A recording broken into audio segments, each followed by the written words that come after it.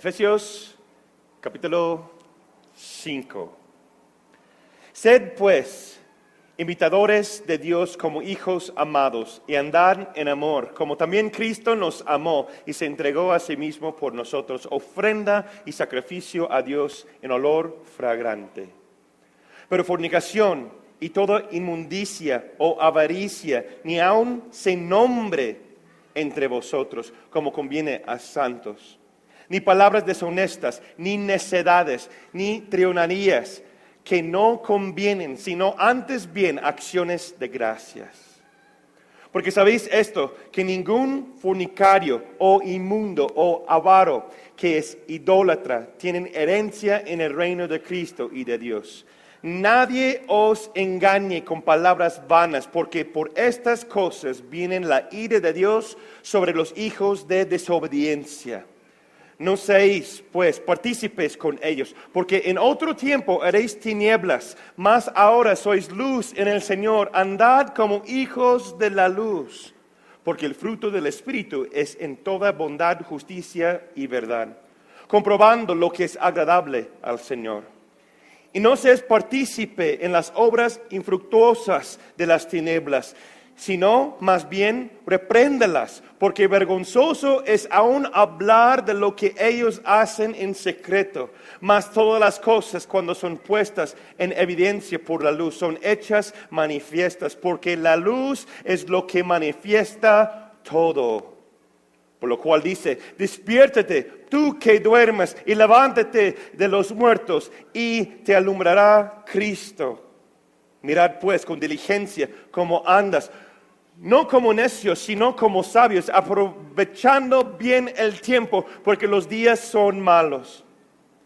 Por tanto, no seas insensatos, sino entendidos de cuál sea la voluntad del Señor. No os embriaguéis con vino, en lo cual hay disolución. Antes bien, sed llenos del Espíritu, hablando entre vosotros con salmos y con himnos y con cánticos espirituales, cantando y alabando al Señor en vuestros corazones, dando siempre gracias por todo al Dios y Padre, en el nombre de nuestro Señor Jesucristo.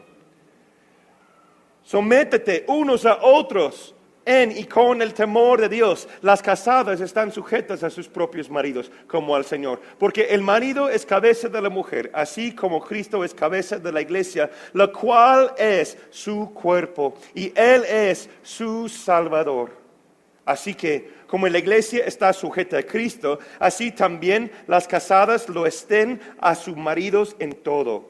Maridos, ama a sus mujeres, sus esposas, así como Cristo amó a la iglesia y se entregó a sí mismo por ella para santificarla, habiéndola purificada en el lavamiento de agua por la palabra, a fin de presentársela a sí mismo como una iglesia gloriosa, que no tuviese mancha, ni arruga, ni cosa semejante, sino que fuese santa y sin mancha.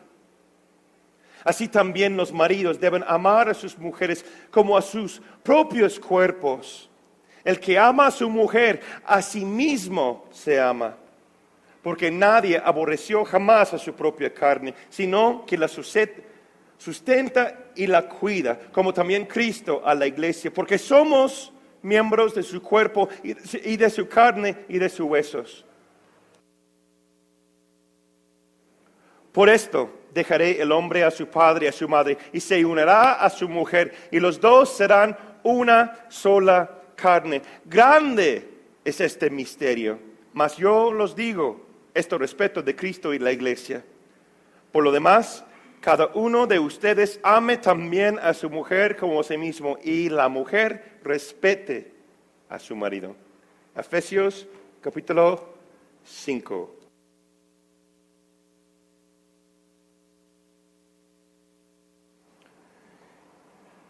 Como les dije, vamos a tomar capítulo 5 por partes, porque ya ven, hay muchísimo carne en capítulo 5, ¿cierto o no?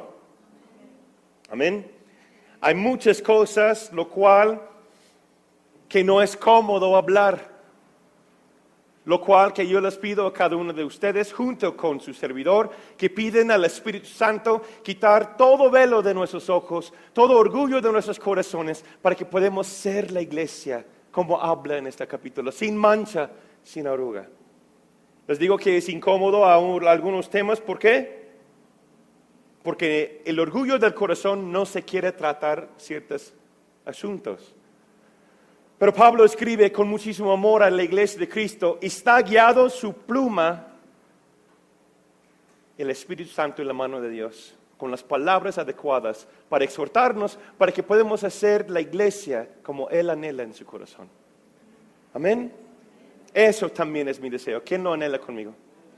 Entonces a veces hay que hablar directo, a veces hay que tocar temas que son incómodas, a veces hay que ver las cosas tal y como son para que podamos ubicarnos y saber cómo somos adelante de Dios, para que podamos ser santificados y estar a su lado. ¿Quién anima eso? Dice la palabra en Timoteo que la palabra de Dios es para corregir, para dar dirección, amonestar y siempre exhorta, anhela. Aunque es difícil compartir el tema o escucharlo. Yo creo que estamos en ambos esta noche. ¿Sí? Unas cosas tal vez va a ser incómodo escuchar. También para su servidor va a ser incómodo decir. Pero vamos a continuar. Si está escrito en la palabra, hay que verlo. Porque así es la única manera en cómo podemos crecer. ¿Están de acuerdo? Vamos ahora sección por sección. Como les dije, hay muchísima carne aquí, entonces vamos a separarlo en 2 o tal vez 3 partes, porque el capítulo 5 lleva muchísimo para el crecimiento de uno y también de la iglesia de Cristo. Versículos 1 y 2. Yo he titulado esa sección, viven en amor. Otra versión dice, caminan en amor. Empieza el versículo 1 y vemos esa frase, dice, por tanto, dice la palabra. Esta frase, Pablo lo utiliza, y aquí Pablo da conclusión del mismo pensamiento, lo cual que vemos en capítulo 4, donde nos describió cómo el cristiano debe relacionarse unos con otros. ¿Sí? Gramáticamente, por lo tanto o por tanto es dar una conclusión a, ¿cierto? Entonces, si quieres ver de lo que está hablando, pues tienes que ir a lo último del capítulo 4 para entender la continuación. Y terminamos en capítulo 4, los que tomaron la clase, y también está en línea en nuestra página y canales, etc. Él está hablando del carácter del cristiano, de cómo debe vivir uno si somos hijos de Dios. Y luego sigue hablando de lo mismo. Y encontramos la siguiente frase, imiten a Dios. ¿Sí? Repítelo conmigo, imiten a Dios. La idea aquí es simple. Esa frase de imiten a Dios. La idea de lo que quiere decir aquí es que Dios debe ser nuestro ejemplo y nuestro modelo. Tal y como es el carácter de Dios, debe ser tal y como el carácter del Hijo de Dios. ¿Están de acuerdo? Por causa del pecado que vive en nosotros, sabemos que por naturaleza eso es imposible. Pero sabemos que la palabra nos enseña, lo que es imposible para el hombre es posible para Dios. ¿Por qué? Más grande que Él que vive en mí, que Él que está en el mundo, más grande que está en mí, que es más grande que mi carne, más grande Él que está en mí, que gobierna el universo, que cualquier tentación, cualquier cosa que puede venir en mi contra. ¿Están de acuerdo? Por eso dice Pablo, imiten a Dios. Tu espejo no es tu cónyuge. Tu espejo no son tus hijos. Y en muchas ocasiones, tristemente, tu espejo tampoco son tus papás. Y no siempre tampoco puede ser tus padres espirituales. Es la meta. Deseamos ser, Pero no siempre puede ser. ¿Por qué? Porque todos somos humanos. Todos tenemos fallas, todos tenemos errores. Pero dice Pablo, imiten a Dios. Porque solamente Dios es perfecto. ¿Quién dice amén? No debemos vivir comparándonos a otras personas. Y ahí es difícil para algunos, ¿cierto? Pero ¿por qué no canto como fulana? ¿Pero por qué mi esposo no es como fulano? Ay, ¿cómo será la vida si él fue mi esposo? ¿Cómo sería la vida si ella fue mi esposa? Ay, ay, ay. Acabas de romper uno de los 10 mandamientos, hermano. ¿Sí? No, esas comparaciones no deben existir en el cuerpo de Cristo. Esas comparaciones no son del reino. Esas comparaciones son del mundo, el pensar del diablo. Y vamos más allá, vamos a ver qué onda con eso. Pablo es muy explícito y muy directo en lo que dice después. Por eso dice, imiten a Dios. No dice, pero fíjese, no dice, piensen en Dios. Tampoco dice, admiran a Dios. No dice, adoren a Dios. Y tampoco dice, creen en Dios, hermanos. Aunque son cosas buenas. Pero eso no es lo que dice para tener el carácter cristiano. ¿Están conmigo? Aunque son cosas positivas, el Hijo de Dios debe adorar, debe admirar, debe pensar en y debe creer en Dios. Porque sin fe nadie verá a Dios. Pero la palabra aquí no dice ninguna de esas características para tener el carácter cristiano. Lo que dice aquí es imiten, imitar a Dios. Nuevamente Pablo nos exhorta a imitar a Dios. Eso quiere decir vivir como Él, tener su carácter. Por definición bíblica, la palabra imitar quiere decir lo siguiente. Aquí está la definición, sería bueno si lo anotas. Copiando fielmente a otro para hacerse una cosa a otra. Entonces la pregunta para nosotros esta noche, ¿en qué áreas, les voy a decir porque ninguno de nosotros somos como Dios totalmente, ¿sí? Pero yo voy a hacer la pregunta, ¿en qué área no me parezco a Dios?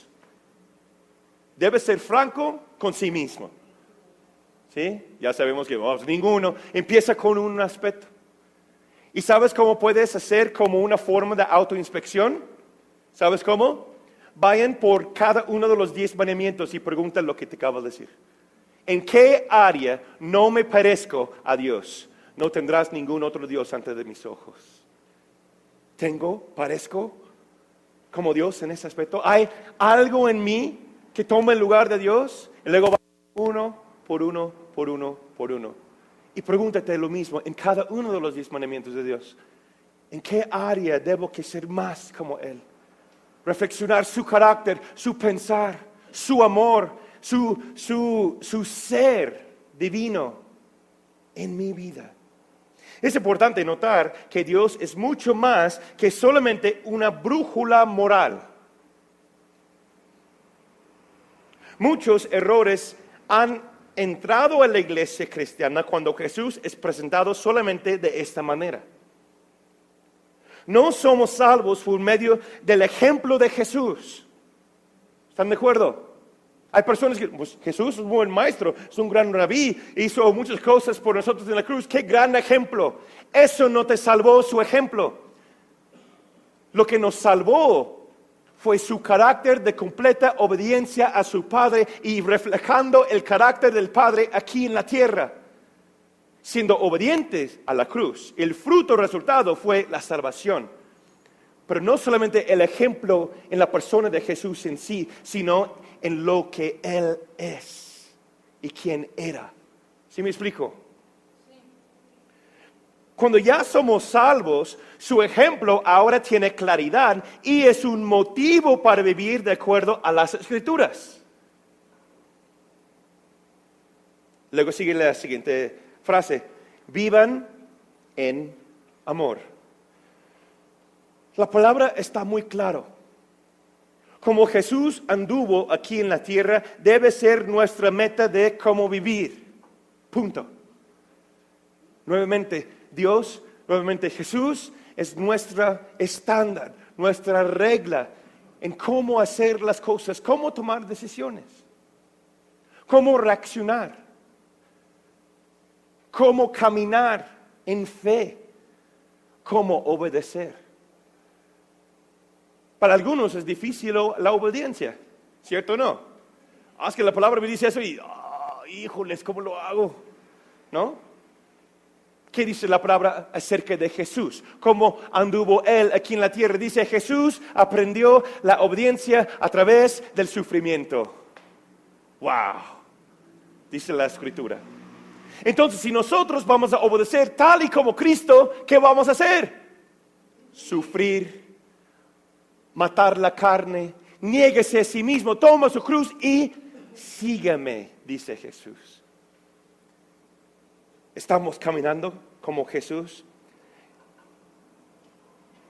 No estamos aquí para cumplir con normas religiosas. No es la razón en por qué hacemos lo que hacemos. No debe ser la razón en por qué hacemos lo que hacemos.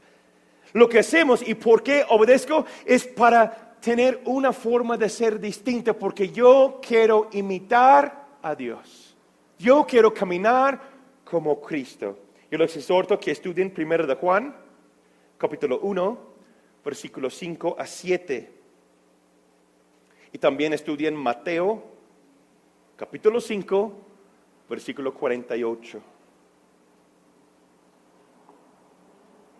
Ahí tenemos mucha tarea, ¿cierto? Y apenas vamos en versículo 1 y 2. ¿No? Versículos 3 y 4. ¿Sí? Lo repito una vez más, 1 de Juan, capítulo 1, 5 a 7 y Mateo 5, 48. Continuamos, Efesios, versículos 3 y 4. Yo puso aquí, la vida no agradable o una vida que no se agrada a Dios. Ahora vemos el contraste de cómo es una vida que no agrada a Dios. En los primeros 2 versículos, Él nos habla de cómo debemos que imitar a Dios, de ser como Él, de vivir en amor y caminar como Cristo caminó aquí en la tierra. Y ahora vemos algo drásticamente distinto. ¿Sí? Empieza a usar palabras fuertes, directas, que hasta que uno se puede sentir juzgado por escuchar tales cosas, o hasta ofendidos. Pero no es para ofender la razón en por qué Pablo escribe lo que sigue, sino para traer luz a la iglesia de Cristo, para que podamos ser más como versículo 1 y 2. ¿Están de acuerdo? Ahora vemos aquí este contraste. Versículo 3 dice, entre ustedes, es otra versión que estoy leyendo, entre ustedes ni siquiera deben hablar de inmoralidad sexual, ni de avaricia, ni de ninguna otra clase de depravación, pues ustedes son santos.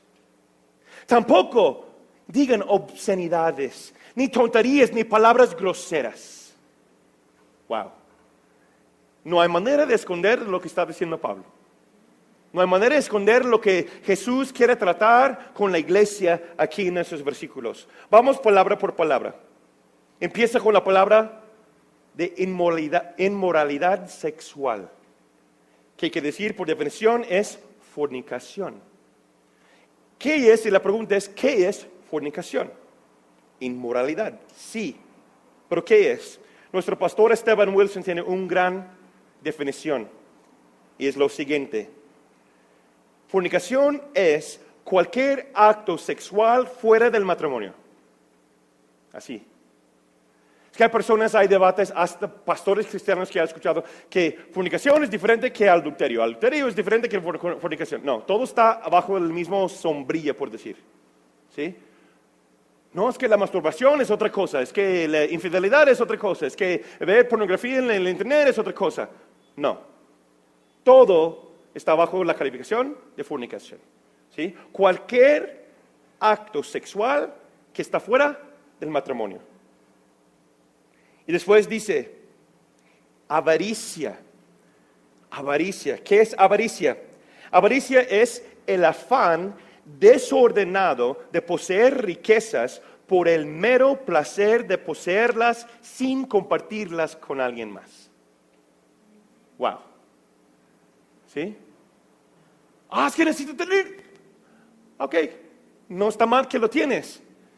Y si el hermano lo ocupa y lo puedes prestar, no. No. Es que son mis tacones nuevos. Nadie los puede. Es que este abrigo es así, es que me regaló mi esposita eso. No, tú te lo compraste a escondidas de tu esposa y etcétera. ¿Sí me explicó? Es ese anhelo, ese deseo. ¿Sí, jóvenes? ¿Están poniendo atención? Yo sí los veo. Sí, también ahí en la cámara te ve. ¿Sí? Avaricia es cualquier anhelo, deseo de tener algo más sin parar y después sin compartirlo. ¿Sí? Después sigue la palabra, dice, depravación. Depravación. Yo tuve que investigar esta palabra un poco, no solamente en el español, pero también en el inglés tuve que estudiarlo y ver qué significa. Tenía una idea más o menos, pero ¿cuántas veces tenemos una idea más o menos de lo que dice, pero no exactamente lo que dice? ¿Cierto o no? Aquí es lo que sí, significa exactamente. Es un estado o cualidad de una persona viciosa, degenerada. Falta de moralidad, integridad, o es un estado de una persona pervertida o corrupta. ¿Estado de cómo? ¿Cualidad cómo? O sea, es una forma de pensar, actuar, hablar, vivir. ¿Sí? ¿Pero en qué manera? De manera viciosa, de manera pervertida o de manera corrupto o corrupta. ¿Sí? Y no solamente estamos hablando de no pagar impuestos. No solamente es parte de. No estamos dando la mordida al tránsito para que me deje salir. Es parte de. ¿Sí? Lo que está hablando aquí es la integridad, lo que quiere decir la palabra a trasfondo de la escritura, es la integridad moral del pensar y actuar. ¿Cuántas veces se ha destruido algo en nuestra conciencia por falta de control o dominio propio? Es que no fue tan mala la mentira. Es que yo estaba cuidando el corazón de mi hijo para no decirle que está gordo. Es un ejemplo tonto tal vez, ¿no? Mi esposa me pregunta, oye, ¿qué? ¿Y la blusa así, esa? No, sí, hermosa, está bien. ¿Sí? No quiero broncas. ¿Sí? Eso es como el primer nivel. Lo que lleva esa palabra es aún más allá, hablando de lo sexual, hablando de las cosas más profundas de la intimidad. Aquí lo que está hablando es cuál es la forma y manera en cómo piensas. ¿Cuáles son los chistes a lo cual que ríes?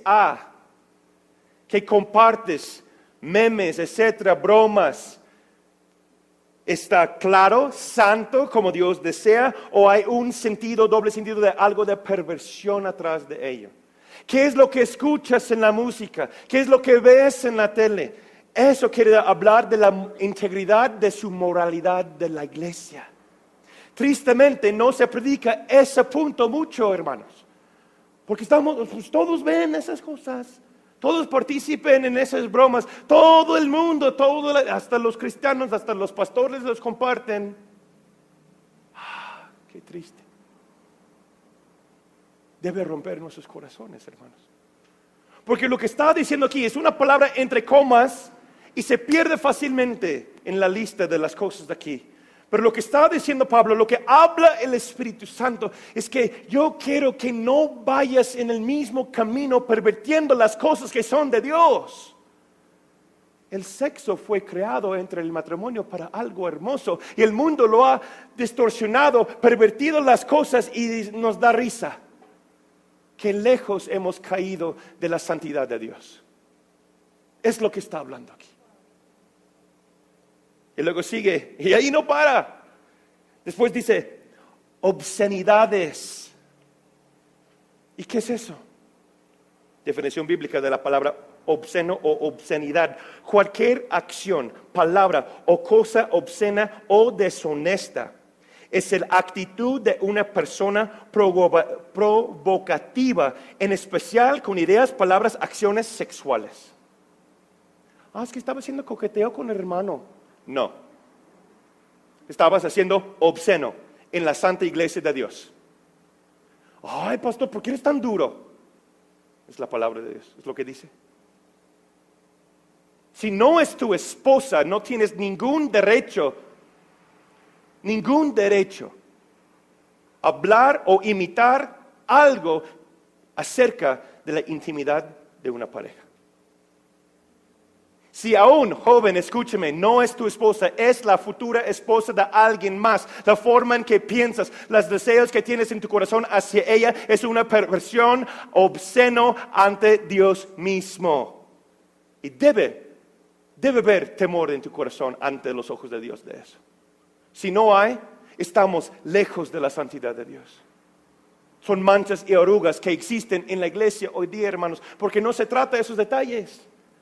Les dije que hay mucha carne y temas de lo que no queremos hablar. Pero Pablo, en todo su amor, el Espíritu Santo nos dice: no sean así. En versículos 3 y 4 dice: antes eran así, pero ya no deben permitir eso, ya no deben pensar así, ya no deben quererse a esos tipos de chistes y esas cosas, o verlos en la tele, o verlos en el internet, o compartirlo con otros amigos del mundo, etcétera. Son mejores que eso. Es lo que está diciendo. Y luego sigue la lista. Ni tonterías, ni palabras groseras. Aquí en el contexto, ¿de qué está hablando? Está hablando específicamente de bromas de doble sentido, bromas pesadas acerca de lo sexual, y también bromas o palabras que pueden causar daño en alguien más. Es que fue un chiste, cálmate. La cultura mexicana es muy abierta a eso, les voy a decir francamente. Nos falta santidad en ese aspecto como iglesia de cuerpo de Cristo Jesús en México. Hay muchísimos chistes. No seas así. Fue broma, cálmate. Es que me lastimó mi corazón. Es que tú eres bien débil. Es que no me entiendes. Y lo tomamos como, pues ya. No, dice Pablo que no, hermanos. No debe haber eso en nuestro vocabulario. No debe haber una intención a través de, entre comillas, una broma, a lastimar a la integridad o el corazón o mente, emocionalmente, físicamente, moralmente o espiritualmente a alguien más. ¿Están de acuerdo? Es lo que está hablando aquí. Yo voy a decir la verdad, somos así.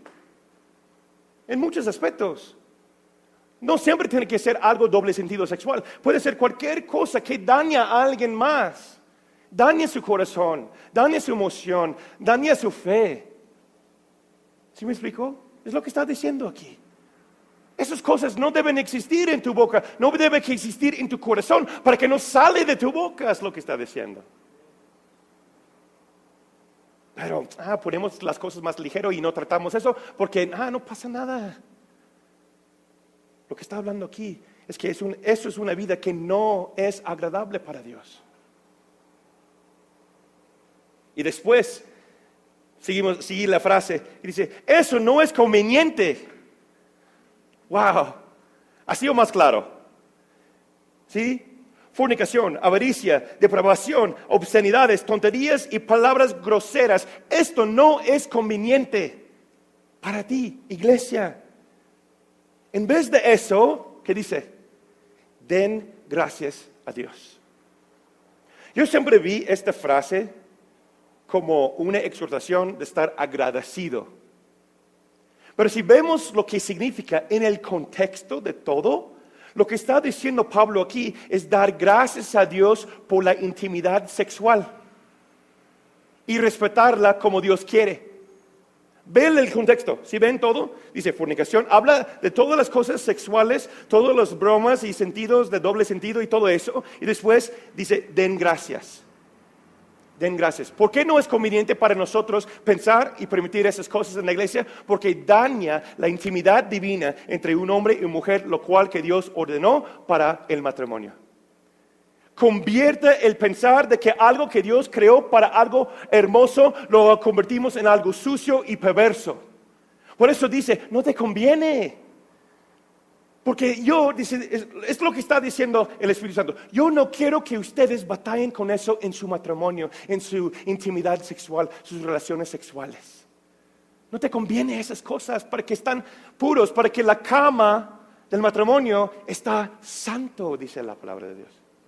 Por eso dice, no te conviene esas cosas, porque después vas a batallar y en eso vas a necesitar consejerías, vas a necesitar liberaciones, vas a necesitar muchas otras cosas. Mejor no vayas por ahí, no te conviene. Sea puro, sea santo como yo soy santo. En vez de eso, esas cosas, en vez de eso, den gracias a Dios. Den gracias a Dios. En el contexto está acerca esa frase, den gracias a Dios. Está hablando del sexo o las relaciones sexuales. Debemos dar gracias a Dios por ello. Porque ciertas expresiones del sexo, como vimos, no son pecado porque son relacionados con el sexo. ¿Sí me entienden? Es que está mal eso porque es el sexo. No. Esos actos de los cuales estamos hablando no son malos porque están relacionados a un tema sexual. Son perversidades porque nos separa de la ordenanza de lo que Dios creó. ¿Sí me explico? Se distorsiona el propósito, el plan por lo cual Dios diseñó el sexo. Entonces, como dice anteriormente, cualquier cosa, cualquier idea que se levanta en contra de las normas y la palabra de Dios, que dice, tómalo cautivo y somételo a la autoridad de Cristo Jesús. ¿Para qué? Para que nosotros podamos tener un sentir, una mentalidad de Dios. Para que no vamos a un lado al otro, sino estamos centrados y dentro del pacto de matrimonio podemos disfrutar toda la magnitud de que es relaciones sexuales en pacto. ¿Amén? Por eso nos enseña eso. Porque Dios quiere y anhela y desea que su iglesia, específicamente los matrimonios, pero no solamente los matrimonios, sino también los jóvenes y las señoritas, que pueden tener un concepto claro de qué es la intimidad. Pero si dicen, no vayan por esas cosas porque no te conviene, sino dan gracias a Dios por lo que es la intimidad, lo que es apartarse de esos anhelos, si soy soltero o soltera, para dar una esperanza a lo que es una cama matrimonial santa. ¡Wow! ¡Qué hermoso es Dios con nosotros! Amén. No quiere que estamos sufriendo, no quiere que estamos batallando. Él quiere que podamos crecer y tener libertad. Y tener gozo en nuestro corazón. Versículo 5 dice la palabra, ustedes bien saben.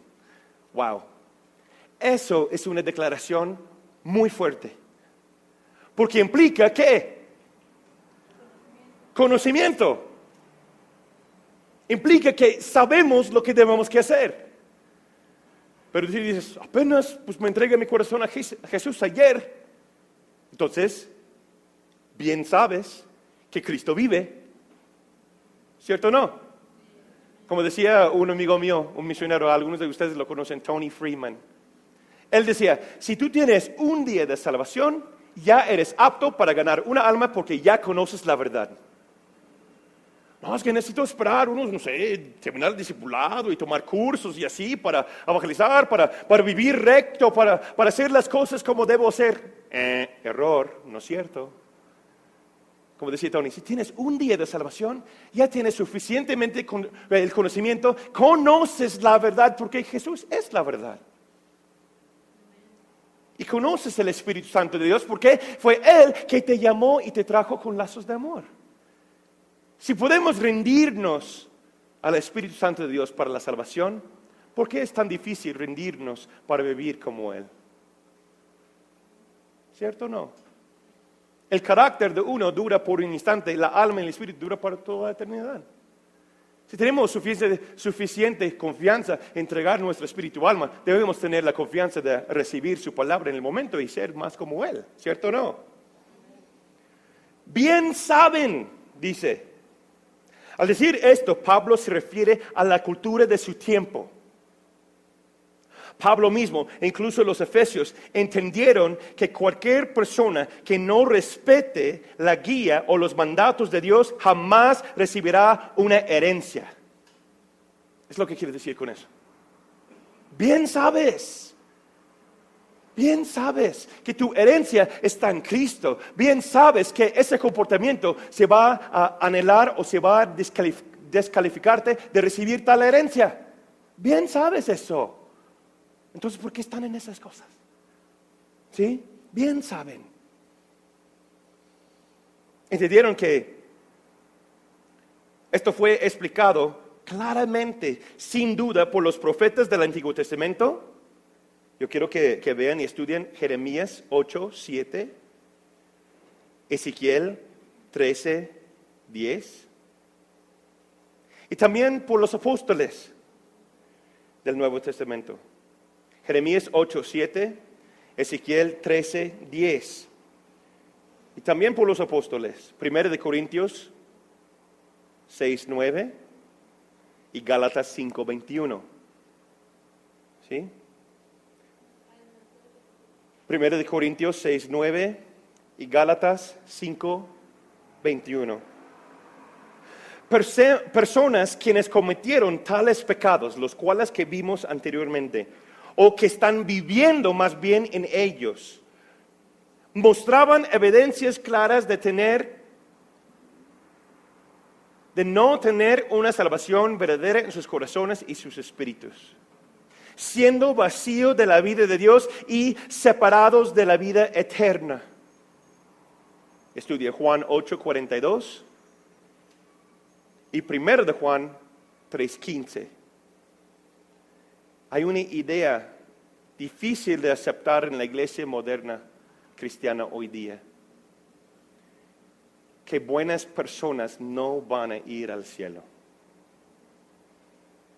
Si no vivimos en santidad, la palabra lo que dice es 100% cierto y lo tomamos a la ligera. Nadie verá a Dios. No, es que Dios es amor, Dios es gracia. Sí, pero su gracia nos perfecciona. Su gracia nos perdona, pero si sigo en lo mismo, yo estoy viviendo como un hijo de la desobediencia. Entonces la vida de Cristo no está en mí. Si no estoy avanzando, acercándome más y siendo más conforme al carácter de Dios, algo está fuera del lugar. Algo está fuera del lugar. Y si estudian los versículos que les doy, Jesús mismo dice eso. Vean la parábola de los talentos. Vean la parábola de aquellos que están en la viña. Unos llegan al último momento, otros no entregaron las cosas y se cortan y la echan fuera. No es suficiente solo ir a la iglesia, asistir a las reuniones y hasta leer la Biblia. No es suficiente. Hay que meditar en ello, aplicarlo en nuestras vidas con la ayuda del Espíritu Santo de Dios. Porque no es por obra para que nadie se jacte. Pero permitir que Él nos renueve nuestras mentes y estamos transformados al carácter mismo de Dios. No, es que me pasó, salió, de repente, una palabra, una acción. Hermano, tienes 5 años en lo mismo. No seas así, pastor. Tienes 1 año haciendo exactamente la misma cosa cuando usted mismo nos dijo en consejería o en un testimonio que Dios te ha cambiado, te ha salvado. Y luego, ¿sí me explicó? Estamos tan conformes a escuchar el mismo testimonio año tras año y no vemos ni cómo podemos ayudar. ¿Sí me explicó? Yo siempre digo a las personas que, no, es que hace 20 años Dios, ok, está bien, gloria a Dios por eso. Pero si ese es el único testimonio que usted tiene, busca a Dios. ¿Dónde está tu vida con Dios? Mi testimonio es lo que Dios me dijo hoy en la mañana. Gracias a Dios que me salvo, sí. Pero si es el único testimonio fuerte que yo tengo en mi vida, aguas.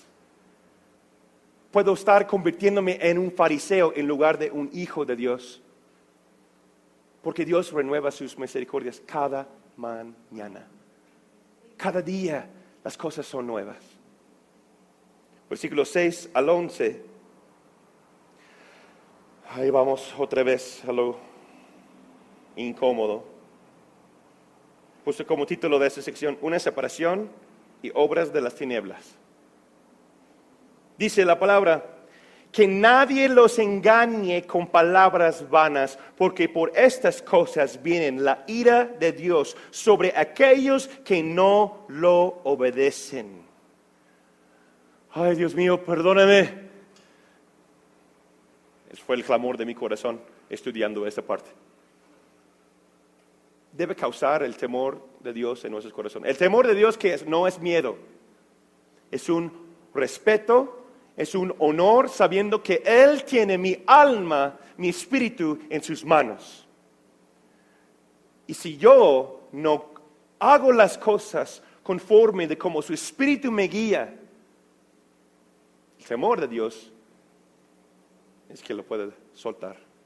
No, pero la palabra dice, hermano, que mi vida está siempre en las manos de Dios. Sí, pero eso habla de la salvación. Eso habla de cuando entregas tu vida a Él, no te va a dejar.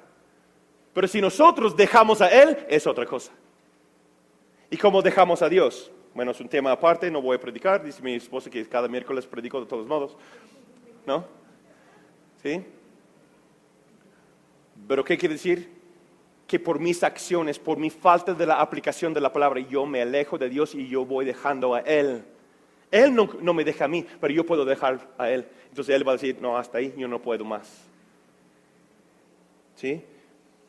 Que nadie nos engañe. Pablo nos enseña aquí que la vida cristiana es una con claridad y metas distintas. Además que Dios guarda su ira para tales personas quienes le desobedecen. ¿Por qué dices así? Yo no lo digo, dice la palabra. La ira de Dios son apartados para aquellos que lo desobedecen. Ve, estudia Romanos 2, versículo 5. Juan 3, 36. Y también Apocalipsis 14, 10 a 11. Seguimos porque si no, no vamos a terminar esa sección. Versículo 7. No se junten con esa clase de gente. ¡Qué fuerte! No que somos luz del mundo. Sí, somos. Pero fíjate lo que quiere decir. Eso es más que una orden. Pablo habla aquí de una manera de vivir. Pero tristemente muchos cristianos lo toman como una orden. No, pues ya no puedo ir y hablar con fulano. Entonces ya no lo hago porque yo soy cristiano. No me hablas, yo soy cristiano. Aleluya. ¿Sí? No está diciendo eso. Está hablando de una forma de vivir, de no corromperse, de no relacionar tu corazón, tus emociones, tu mente, tu espíritu con cosas que te llevan al camino de pecado. Es lo que está hablando.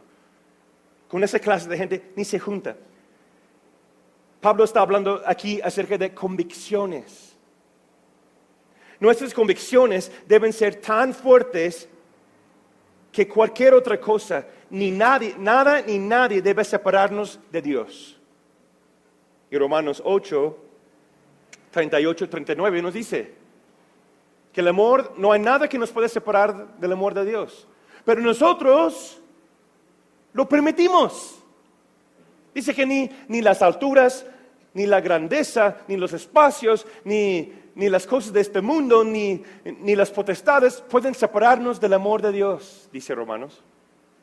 Pero nosotros voluntariamente permitimos que el pecado entre en nuestras vidas y nos separe de Él. ¿Por qué? Porque juntamos y estamos caminando en áreas, en lugares, con personas que no debemos tener relación personal. Es lo que está hablando aquí. Que las personas que están en nuestras vidas, yo lo he definido por dos cosas. Las personas que están en nuestras vidas, bíblicamente, están en uno de 2 categorías. Anota las categorías, por favor. Eso va directamente en contra de algunas ideas que nosotros tenemos, aún siendo como cristianos, acerca de la vida. Cada persona en tu vida está en uno de 2 lugares en tu vida. Número 1, mi familia. Pero la familia bíblica no es lo que tú piensas, tal vez. Estudia Mateo 12, 46 a 50. Mi familia, ¿quién es? Nos enseña claramente Jesús. Son hijos de la luz. ¿Sí? Mi familia son mis hermanos en Cristo. ¿Sí? Mis hermanos de sangre, si han aceptado a Jesús como su Salvador, también son mi familia. Si no lo han aceptado como su Salvador, si ellos no están caminando conforme a la palabra de Dios, son mis parientes. No son mi familia. Es lo que Jesús dice. Léelo. Es una confrontación, yo sé, es algo duro para digerir, pero Jesús mismo estaba ahí. Viene su mamá, vienen sus hermanos, dicen, mira, tiene un asunto tu mamá y tus hermanos contigo. Dice, ¿quién es mi mamá? ¿Quiénes son mis hermanos? Aquí estoy con ellos. Estaba dando clase discipulada a algunos hermanos ahí en la casa. Rechazó a su mamá. A ver, mamá mexicana, ¿cómo va a pasar? A ver, hijo, vente acá. ¿No? Y sus hermanos, ¿qué pues? Él es el mayor, ¿qué onda? No, dice, aquí estoy con mi familia. Ellos me esperan, mis parientes me esperan en ese momento. Ay. También habla de prioridad. Y la segunda categoría es eso, aquellos que necesitan Jesús como Salvador. Incrédulos. 2 categorías de personas en nuestras vidas. Mi familia, hijos de la luz, cristianos que están obedeciendo la palabra o incrédulos. No hay nada más. Uno al otro. Cada persona en tu vida cae en una de 2 categorías. Y la manera en cómo relacionamos con ellos es la manera en cómo Dios nos va a juzgar. La Biblia habla de aquellos como hijos de las tinieblas. 1 Corintios 15, 33. 2 Corintios 6, 16 al 18. Romanos 12, 12. Regreso a la frase. Dice, no se juntan con ellos. Esa frase quiere decir lo siguiente, por definición bíblica. Sí, yo sé que muchos, pero dice Pablo, dice Jesús que somos luz del mundo, hay que vivir en el mundo, no seamos parte del mundo. Sí, pero esa frase quiere decir lo siguiente. Se refiere a gozarse, anhelar, desear, participar en las cosas de o tener amistades fuertes con aquellos que no son salvos. Ay. Eso es una confrontación fuerte, ¿cierto o no? Lo que dice fulano en el trabajo que no es cristiano, anhelas lo que él tiene, anhelas lo que ella dice. Tus compañeros de la escuela que no son cristianos, que no están imitando a Dios, anhelas su forma de vivir. Es lo que quiere decir Pablo. Y si hay eso en nosotros, el reino de Dios no nos pertenece. Lo que dice Pablo. ¿Por qué? Porque estamos conectando la luz con las tinieblas y Dios no lo permite en su presencia. Lo que estamos diciendo entonces, si yo me junto con esas cosas en mi corazón, en mi mente, con mis emociones, con mi espíritu, estoy anhelando las cosas de la vida antigua cuando yo estaba muerto en mis pecados, hermano. Dice Jesús que ya no eres así. Ya eres más que eso. Entonces, ¿por qué lo anhelas si yo te salvé de todo eso? No, es que yo no quiero que piensen mal de mí.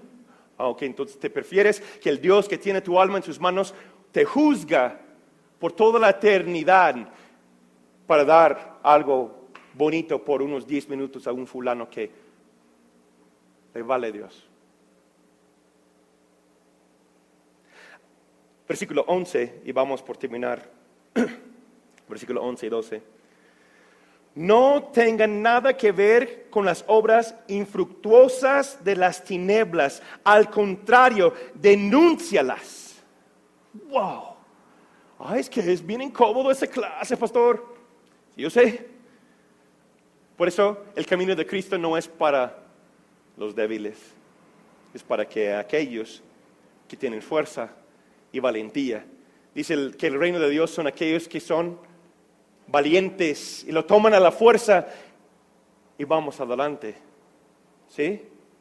¿Qué quiere decir versículo 11? Aquellos quienes su alianza pertenece a Cristo no pueden ser neutrales o guardar silencio al respecto de las obras infructuosas de las tinieblas. ¿Qué quiere decir esa frase? Obras infructuosas de las tinieblas.